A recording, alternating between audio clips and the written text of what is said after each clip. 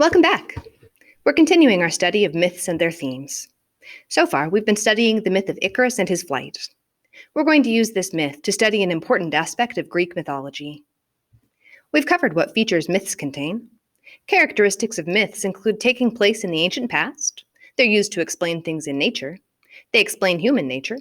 They contain supernatural events, and they contain characters that are gods, spirits, or exceptional humans. Most importantly, they were used to teach lessons or show what's important to a culture. Today, we're going to have a very close look at this aspect. Greek myths featured 12 main gods, and each one was in charge of something different. There was Apollo, god of the sun and music. There was Aphrodite, goddess of love and beauty. There was also Zeus, god of thunder, and in command of all the other gods. Greece is not alone. Almost every culture in the world has its own collection of ancient myths. A culture is a nation or a large group of people. Each collection of myths is unique to that group's view of the world, and like with our myth, The Flight of Icarus, we can use them to learn about those cultures. We've learned that Greek myths, like all stories, have characters, and that many times those characters can be gods. These gods are going to be part of our focus in today's assignment, so you'll have to pay close attention in the story. Why, you're probably wondering? We're going to be evaluating the relationship between gods and humans in myths. By relationship, we mean how do gods and humans treat each other? What do they think of each other? How do they feel about each other? All of these things are what we would call a relationship. Examining this will help us understand that most important aspect of myths, what was important to ancient Greeks. Let's analyze a couple of warm-up examples before starting our assignment. Let's have a look at the ancient mythology of Northern Europe, called Norse mythology. We'll quickly evaluate what the relationship between humans and gods was in these myths. So what was their relationship like? Here are some general facts about Norse mythology. In Norse mythology, gods very rarely interacted with human beings.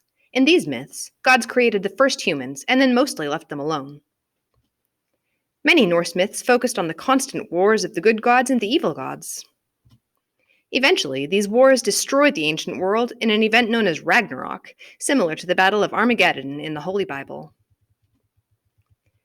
Humans in these myths, and even real humans in ancient times, were still expected to make sacrifices to these gods for their protection from harm. Given this information, which one of these choices do you think would best describe the relationship between mythic Norse gods and humans? I'll give you 15 seconds to think about it.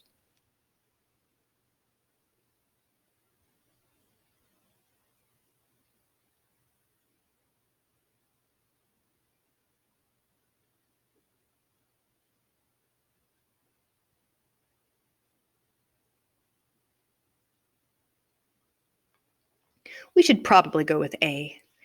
The relationship can be said to be one that was cold, distant, and very demanding. Why A? The gods created humans and then went back to their destructive wars while still demanding human obedience. No one said it was an easy relationship. For our second and final evaluation, we move to the Native American Blackfoot tribe, which lived in the Idaho and Montana region of the United States and up into Canada. In the Blackfoot mythology, one of the most important gods was named Napi. In the creation story of the Blackfoot, Napi created the earth, wind, rivers, grass, and everything in existence.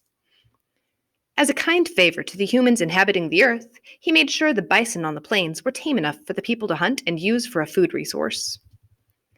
Napi could also be something of a trickster or a troublemaker. As a trick, he gave all the people of the world different colored waters that made them all speak different languages.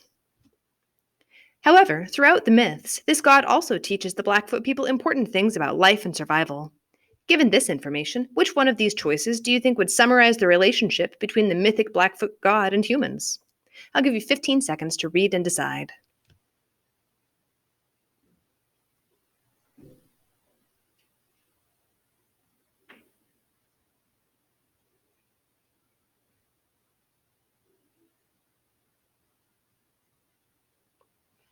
This relationship is different from Norse mythology.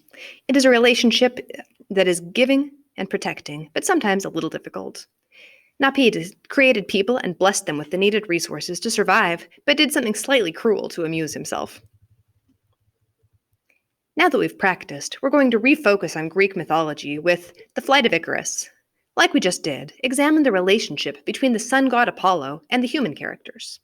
Remember, a relationship can be defined by asking questions like how do they treat each other? What do they think of each other? And how do they feel about each other? Feel free to begin today's assignment. Analyze the text too. As always, you got this.